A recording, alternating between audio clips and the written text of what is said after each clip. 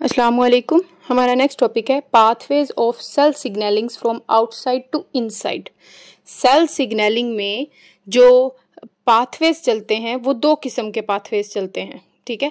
इन cell signalling basically cell signalling होता क्या है, सेल का अपने इन्वायरमेंट से, सेल के इन्वायरमेंट से कोई भी अगर मैसेज आए, सेल जो है वो उस मैसेज के बदले में कोई ना कोई रिस्पॉन्ड शो करता है, कोई ना कोई रिस्पॉन्स शो करता है। इसे हम क्या कह देते हैं, सेल सिग्नलिंग कह देते हैं। In cell signalling signal transmit from exterior to interior of the cell, cell के बाहर से सिग्नल को ट्रांसमिट किया जाता है सेल के अंदर and result in specific cellular response. और रिजल्ट क्या निकलता है कि सेल कोई ना कोई रिस्पॉन्स शो करता है। There are two types of signalling pathways, दो तरह के सिग्नलिंग पाथवेज हो सकते हैं, पेप्टाइड प्रोटीन सिग्नलिंग या फिर स्टीरॉयड सिग्नलिंग, ठीक है। हमें पता है कि प्लाज्मा मेम्ब्रेन, सेल की जो प्लाज्मा मेम्ब्रेन होती है उसका कुछ स्ट्रक्चर ऐसे होता है, ठीक है। ये लिपिड बाय लेयर आ गई, उसके अलावा यहाँ पर दरमियान में कुछ खास किस्म की प्रोटीन्स लगी हुई होती हैं और फिर इस तरह लिपिड बाय लेयर जो है वो कंटिन्यू रहती है। तो हमारे पास दो तरह की सिग्नलिंग है, एक है प्रोटीन या पेप्टाइड सिग्नलिंग और दूसरी है स्टीरॉयड सिग्नलिंग। स्टीरॉयड सिग्नलिंग आप ऐसे भी याद रख सकते हैं कि स्टीरॉयड जो है वो लिपिड से जो है वो कनेक्टेड है, मतलब ऐसे समझ सकते हैं कि स्टीरॉयड और लिपिड का आपस में बड़ा अच्छा ताल्लुक होता है, ठीक है। तो अगर कोई बाहर से मॉलिक्यूल ऐसा आ रहा है सेल के पास, कोई ऐसा मॉलिक्यूल सेल के पास आ रहा है जो कि स्टीरॉयड इन नेचर है, वो आकर लिपिड से बात करेगा, लिपिड से इसके ताल्लुकात अच्छे हैं, वो लिपिड जो है वो डायरेक्ट इसको सेल के अंदर भेज देगा, ठीक है। ये इस तरह जो है वो सेल के अंदर रिसेप्टर से जाके बाइंड कर जाएगा। लेकिन अगर जो बाहर से आने वाला जो मॉलिक्यूल है वो प्रोटीन इन नेचर है, मतलब कोई ऐसी चीज़ है जो पानी में हल हो सकती है, तो वो जो है वो अगर लिपिड के पास आएगी, लिपिड आप ऐसे भी याद रख सकते हैं कि लिपिड ऐसे घी टाइप मटेरियल है जो कि पानी में हल नहीं हो सकता, और ये वो बंदा है जो पानी में हल हो सकता है। तो इनका तो आपस में कोई लेना देना नहीं बनेगा, वो कहेगा नहीं मेरा पानी से इंट्रैक्शन नहीं है, ये कहेगा मैं पानी में सोल्यूबल हो सकते हैं, तो ये लिपिड जो है वो इसको क्रॉस नहीं होने देते।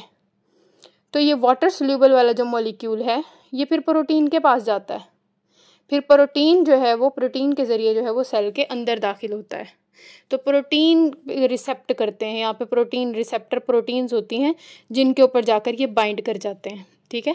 तो प्रोटीन पेप्टाइड सिग्नलिंग हम पहले डिस्कस करने लगे हैं कि ऐसा मॉलिक्यूल बाहर से कोई भी ऐसा सिग्नल जो कि पेप्टाइड इन नेचर है, जो कि प्रोटीन इन नेचर है, वो क्या होगा, वो पहले आकर प्रोटीन के रिसेप्टर से बाइंड करेगा, उसे हम क्या कह देंगे, क्या हो गई, सिग्नल रिसेप्शन हो गई। और फिर उसके बाद साइटोप्लाज्म के अंदर चेंजिंग्स आएंगी, मॉलिक्यूल्स से आगे सिग्नल दिया जाएगा, और इस प्रोसेस को हम क्या कह देंगे कि ये क्या हो रहा है, ये सिग्नल ट्रांसडक्शन हो रही है। जो मॉलिक्यूल्स मैसेज को, सिग्नल को आगे की तरफ धकेलेंगे उन मॉलिक्यूल्स को हम रिले मॉलिक्यूल्स कहते हैं, और जो आखिर में मेन बंदे तक ये बात पहुंचाई जाएगी जो कि सेकंड मैसेंजर हैं, उन्हें हम क्या कहेंगे, सेकंड मैसेंजर।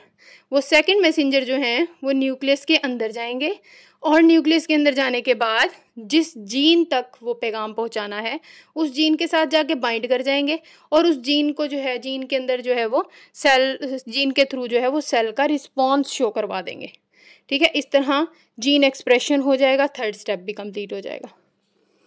तो पेप्टाइड और प्रोटीन और peptide signalling molecules are water soluble. Protein या पेप्टाइड सिग्नलिंग मॉलिक्यूल्स जो होते हैं वो पानी में हल होते हैं।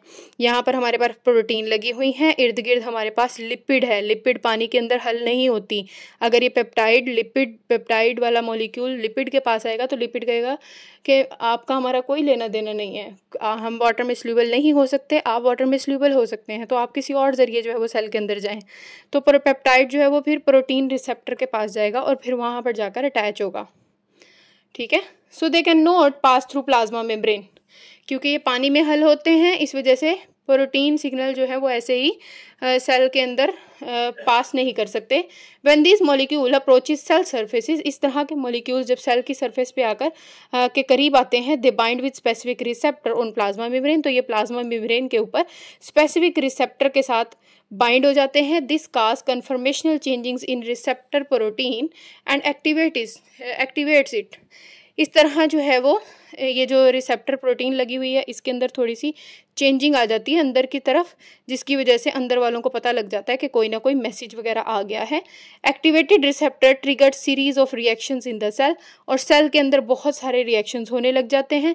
These reactions generate second messenger like cyclic AMP which cause changings in gene expression, और इन चेंजेस की वजह से, इन सिग्नल की ट्रांसडक्शन की वजह से हमारे पास ऐसे मॉलिक्यूल बन जाते हैं जिन्हें हम क्या कहते हैं, सेकेंड मैसेंजर कहते हैं। In this way this pathway causes changes in metabolism. इस तरह सेल के मेटाबॉलिज्म में, सेल की ग्रोथ में, सेल की डिवीजन में या सेल की एपोप्टोसिस वगैरह में जो है वो मदद मिल जाती है। नेक्स्ट हमारे पास स्टीरॉयड सिग्नलिंग है। स्टीरॉयड सिग्नलिंग आप ऐसे भी याद रख सकते हैं कि घी की तरह होते हैं ये मॉलिक्यूल, ये पानी के अंदर हल नहीं होते, और प्लाज्मा मेम्ब्रेन के अंदर भी जो है वो क्या लगी हुई है, लिपिड लगी हुई है।